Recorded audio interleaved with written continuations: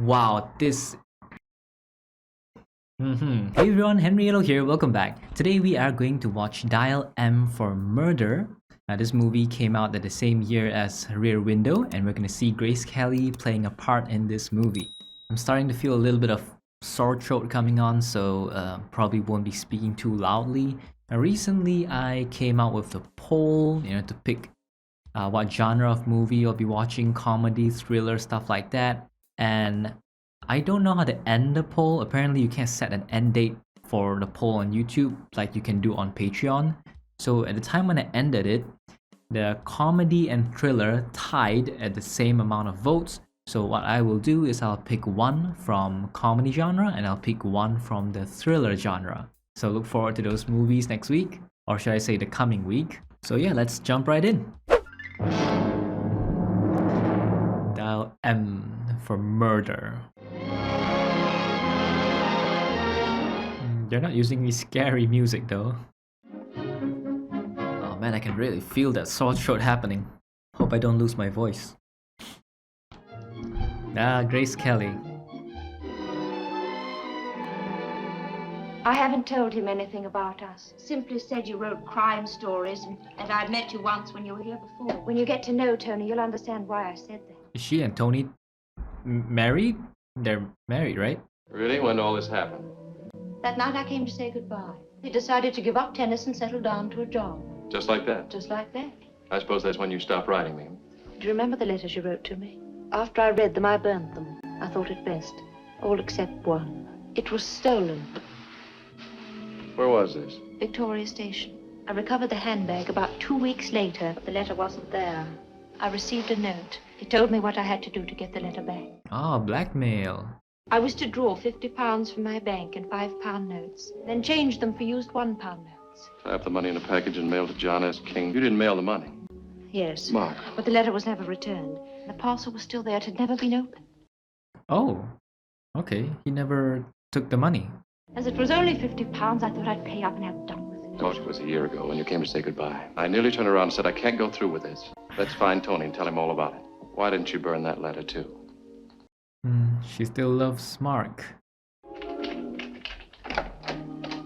Tony, this is Mark Halliday. Hello, Tony, Mark. hello. Is this your first visit to London? No, I was here a year ago for vacation. Darling, a sorry. slight alteration in plans. Don't say you can't go. I'm afraid so. Old man Burgess is flying to Brussels on Sunday, and I have to get my monthly report in by tomorrow. By the way, what are you doing tomorrow night? How'd you like to come to a stag party? Well, I'm not much of a tennis player. That doesn't matter. Darling, Mark's coming to the party tomorrow Oh, night. good.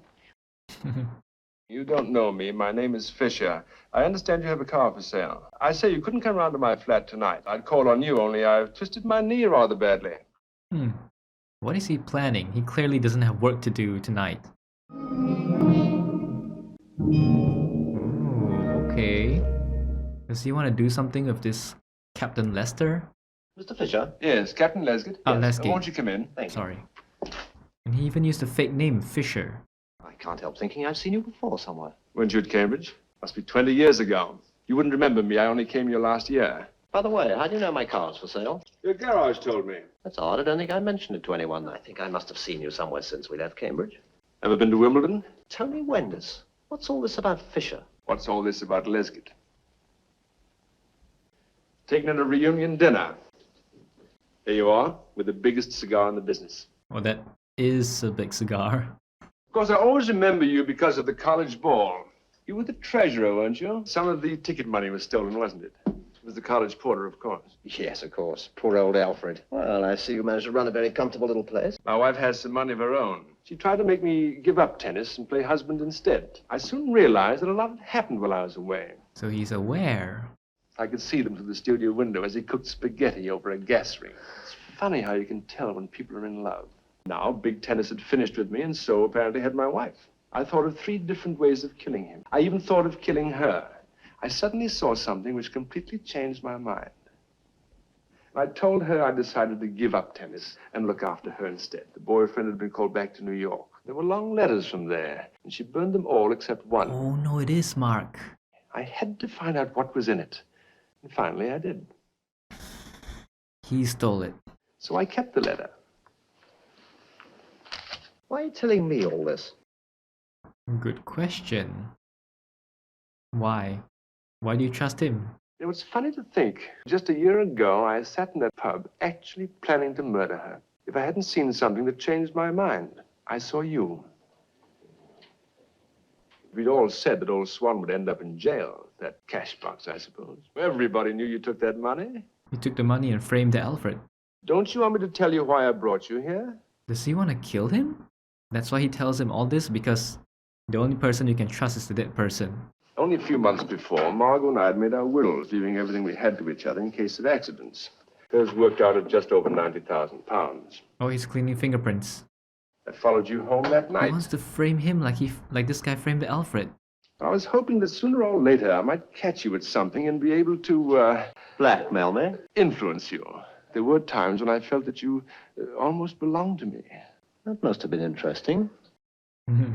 He seemed pretty calm for now, trying to keep his cool. Mr. Adams owed her 6 weeks' rent and her best lodger £55.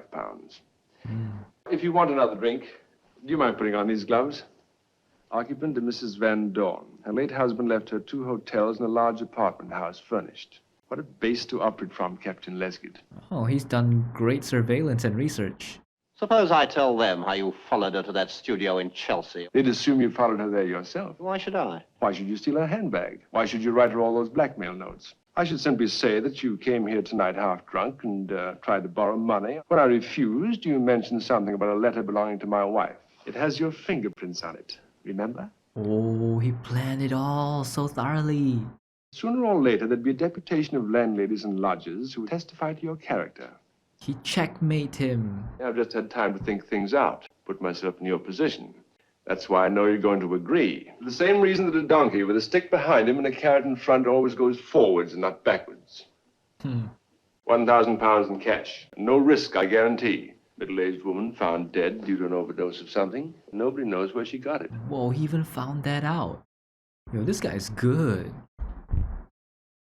You gotta give it to him. Yeah, he's good. As soon as you've delivered the goods, I shall mail you the check room ticket and the key to the case. Take this £100 on account.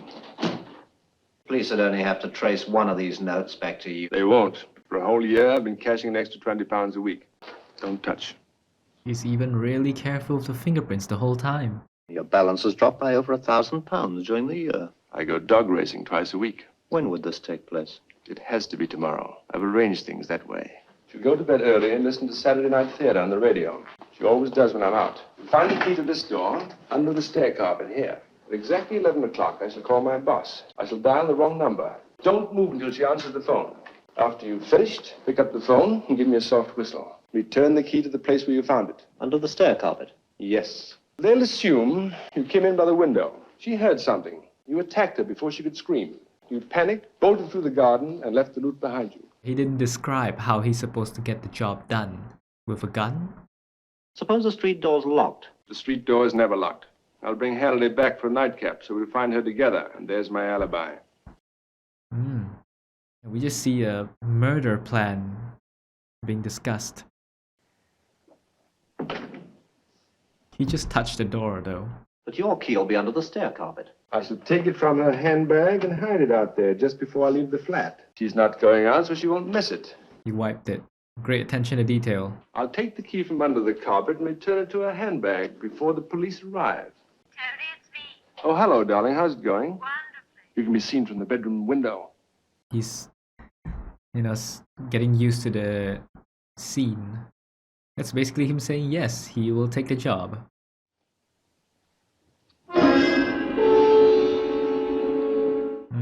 And the music comes in at exactly the right time.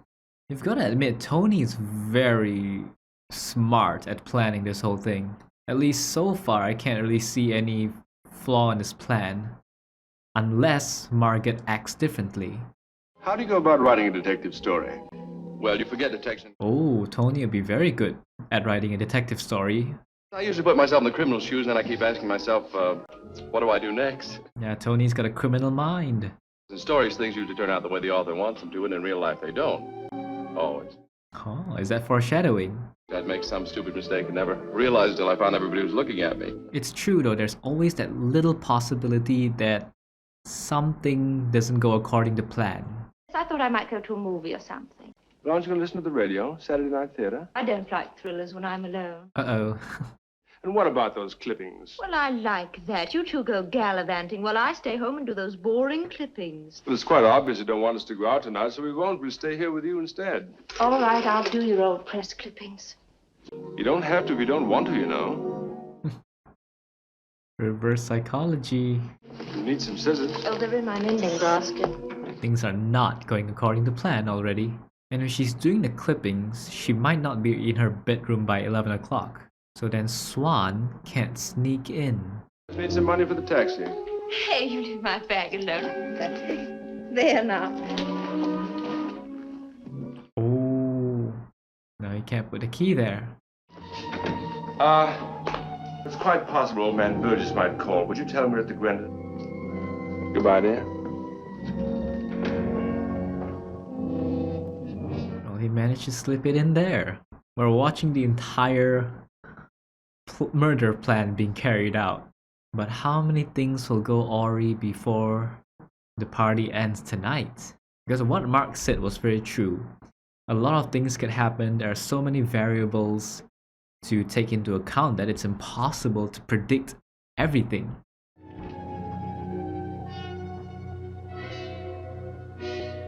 I don't want Margaret to die, but I can't help but want to see whether the plan is successfully carried out. So they plan to carry out the murder by strangling. Oh, I think he forgot to wind his watch. Well, do any of you fellas at the right time? Yes, I have 7 minutes past 11. I usually wouldn't have this problem today because phones' watches are accurate. The whole plan is going to heck right now. That's right, that's what you get, Tony, for trying to murder someone. Dial M for murder. ABC 6 is M, MNO.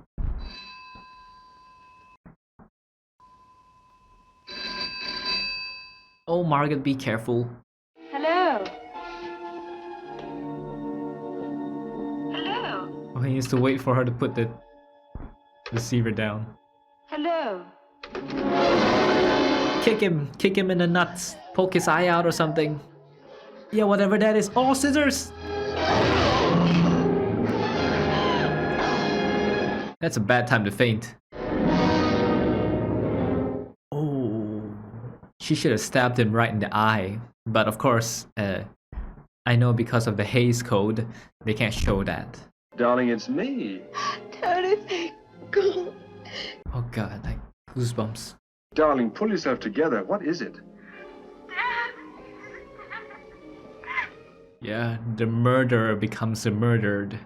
Don't touch anything and don't speak to anybody till I get there. Yes, I promise. Only please be quick.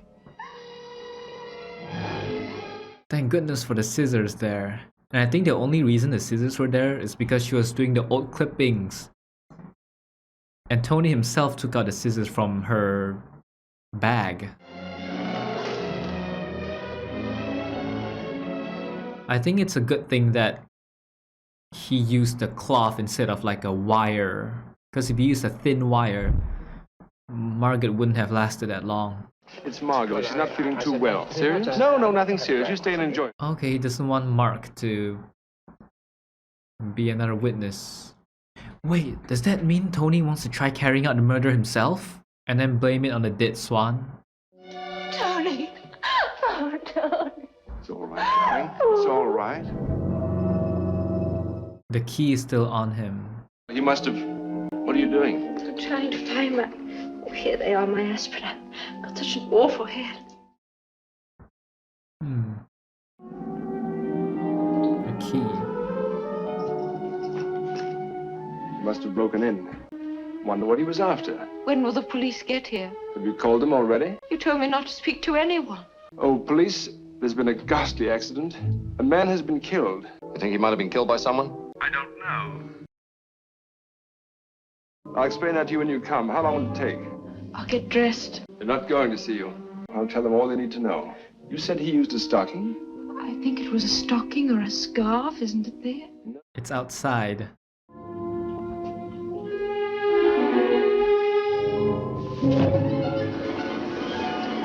Okay, he's getting rid of the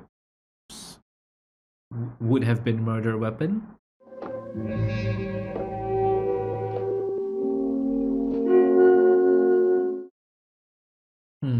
Not sure what he's thinking of doing.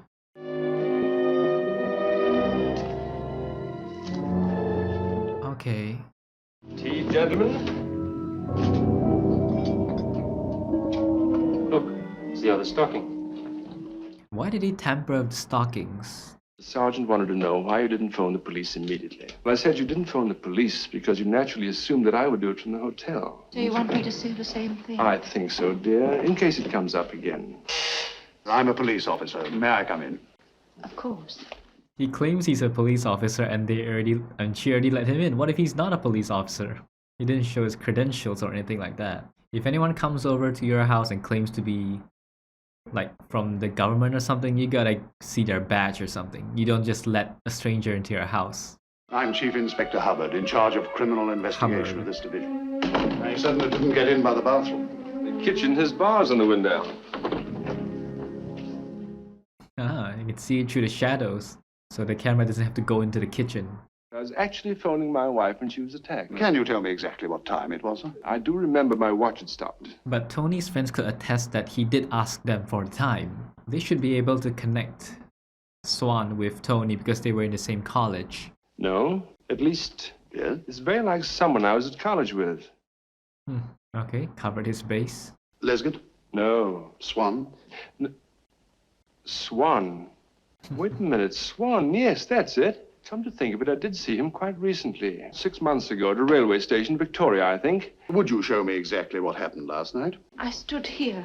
Are you sure you had your back to the window like that? I always answer the phone from here. But why? In case I have to write anything down, I can hold the phone in my left hand. He must have come from behind those curtains and attacked me. I distinctly remember feeling for the scissors. Where were those scissors usually kept? In that mending basket. I'd forgotten to put them away. She forgot to put them away. That saved her life. We assume that he broke in. Our report shows the lock's quite undamaged.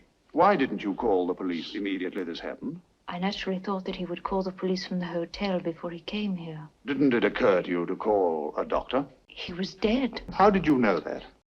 Oh, you can see a little bit of the bruise on her neck. Just one look at those staring Oh, eyes. so you did see his face? I saw his eyes. I can't remember his face. We're quite certain that he came in by this door. Quite certain. How many keys are there to this door, sir? Only two. What makes you think he came in this way? His shoes. His shoes. Oh, because it was raining. Right, yes, it was raining that night. I saw that the ground was wet. He wiped his shoes on the front door mat, and some of its fibers came off on his shoes. I think I've got it. You remember when your bag was stolen? Wasn't the key inside? It was still there when I got it back. He made a copy. Oh, that's very smart of him. And he said he met Swan in the Victoria station. No papers or letters? No. Where was the bag found eventually? At Victoria Station. Tony used the incident to cover his base. How did he get in through the street door? Well, the street door is never locked. He could have had your key copied, But why wasn't it on his person? but of course he didn't. No key That's was right. found when we went through his pockets. That's a hole in the story. It's a battle of wits between Hubbard and Tony. Why did you telephone me last night? I couldn't remember his number, so I rang my wife to ask her to look it up in the address book on the desk. I had to, darling. My boss is flying to Brussels this morning. I wanted to remind him of something. I may want to get in touch with you. Just write it down there, will you? There's quite a crowd in front of the house. I was going to suggest that we left by the garden. Would you mind taking a look, sir? Certainly. How much does he know about you and Mrs. Windus? Oh, he saw the notes and he saw his handwriting. Wow, this Hubbard's. He's good at connecting dots. When you lost your handbag, did you lose a letter as well? No.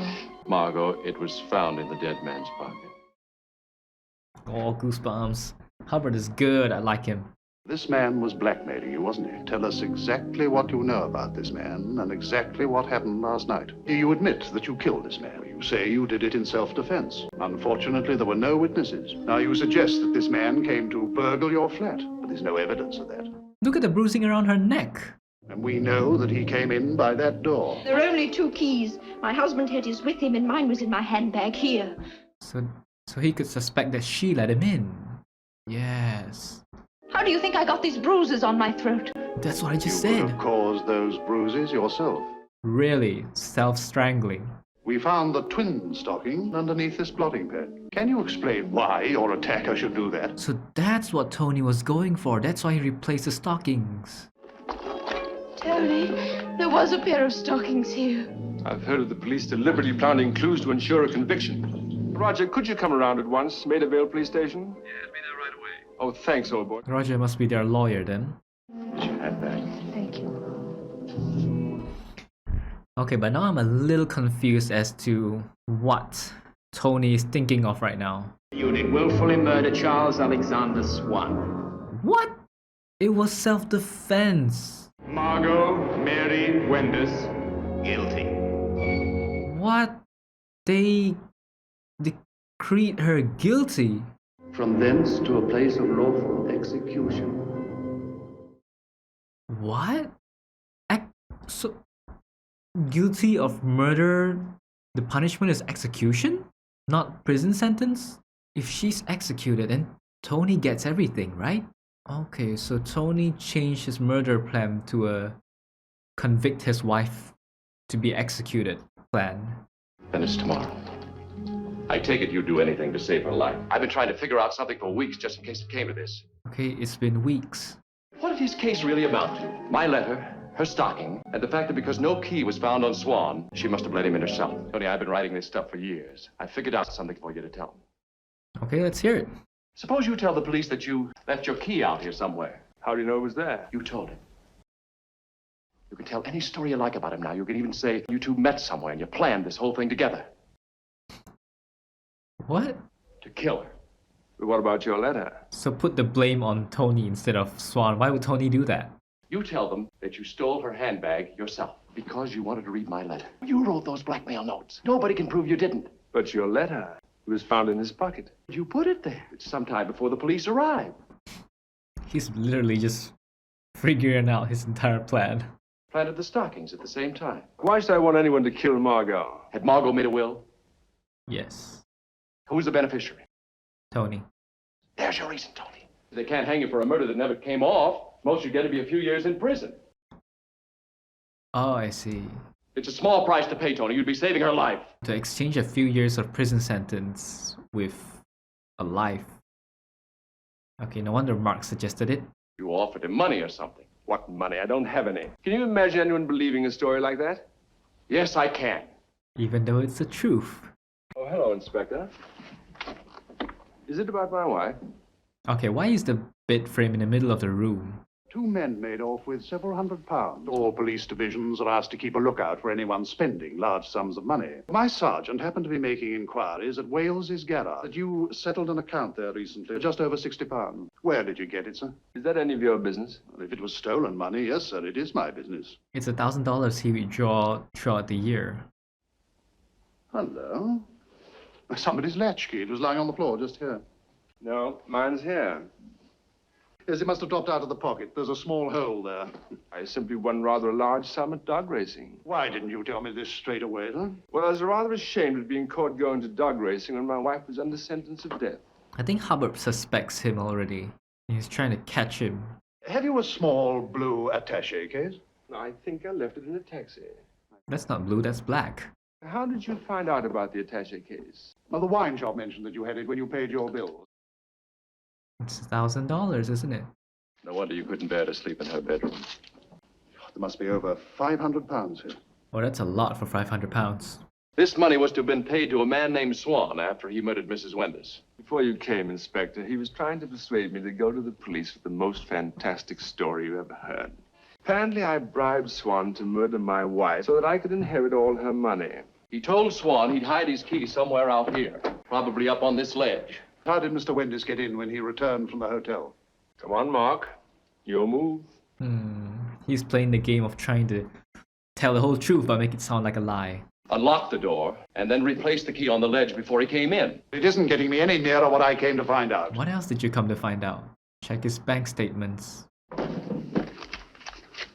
Isn't that an invasion of privacy? Inspector Whittaker, look at this. Okay, Mark is being a little too... Practically every week. 35 pounds, 40. He could have saved it up. Of course, I could have been planning all this for years. Where did you get it?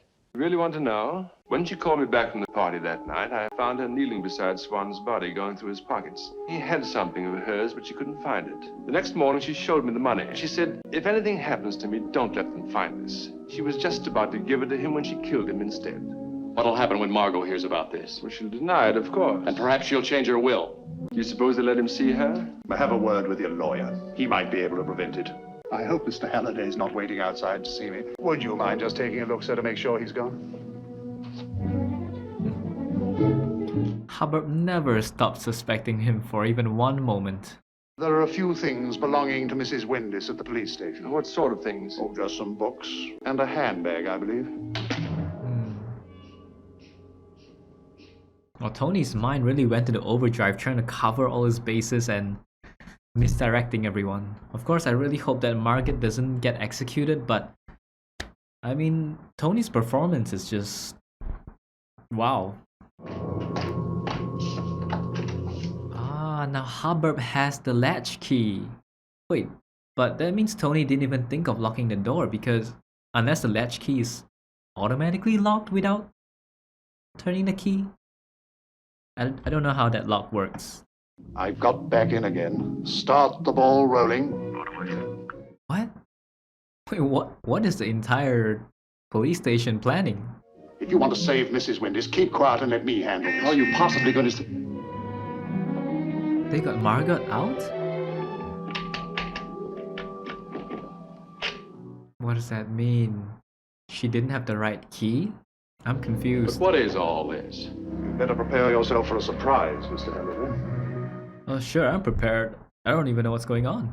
You've got a key. Why didn't you use it? It didn't fit the lock. You know why, don't you? No, I don't. Whose key is this? I thought it was mine. What's going on here? Was it a different key that Tony found on Swan's body? I don't understand. She doesn't know. No, I don't believe you do. Take this handbag back to the police station. Oh, wait a minute, you clot. You can't walk down the street like that. You'll be arrested. What I've got to tell you may come as a shock. We strongly suspect that your husband had planned to murder you. Now how'd they come to that conclusion? I don't seem able to feel anything. Shouldn't I break down or something? In a couple of days, you're going to have the most wonderful breakdown. Why would you describe it that way? I mean, she's in shock, so...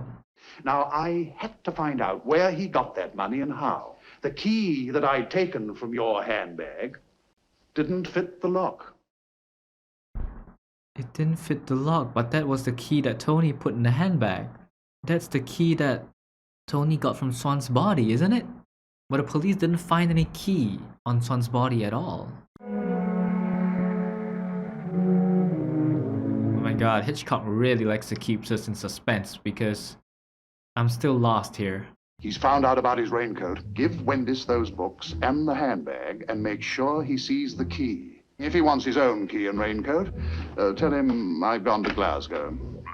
Well, Mr. Halliday, have you got it? No.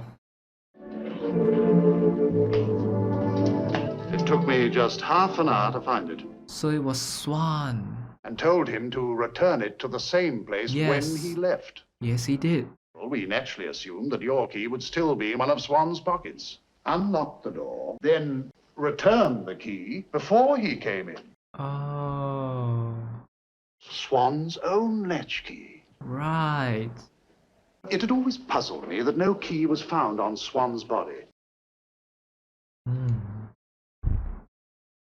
Why did you bring me here? You were the only other person who could possibly have left that key outside. I had to find out if you knew it was there. I see. Suppose I had known. Then you're guilty. All done in a very roundabout but practical way. But is there any evidence to use in trial, though? When that doesn't fit, he'll realize his mistake and look under the stair carpet. Once he opens that door, we shall know everything. So based on Tony's actions, they could use that as proof in the trial and charge him for that.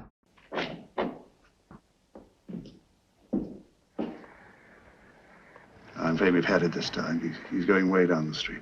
Yeah, because if he goes to the back door, then it proves he doesn't know the key's there.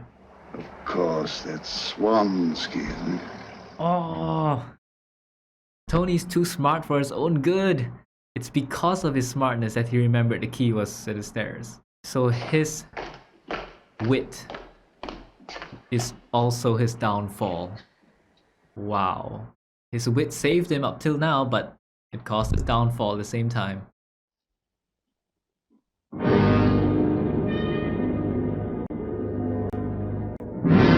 Damn. Love that. They've checkmated him. It's checkmate, brother. As you said, Mark, it might work out on paper, but congratulations, Inspector. And he has a comb for his mustache.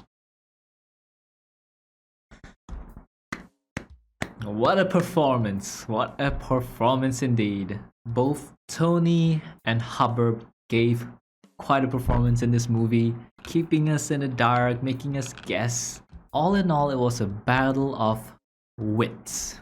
The thing that caused Tony's downfall was his own instruction, because he was the one who told Swan to leave the key back at the carpet under the stairs. But way before that, the whole plan had already gone, off the rails when Margot, wanted to go out for the night and then had all the old clippings and had the scissors taken out, and then Tony forgot he overwound his watch and stuff like that. So yeah, things happen so much more perfectly on paper, but in real life, so many possibilities, so many things could go wrong. So the lesson we learn here is don't plan to murder someone, y'all. Don't do it.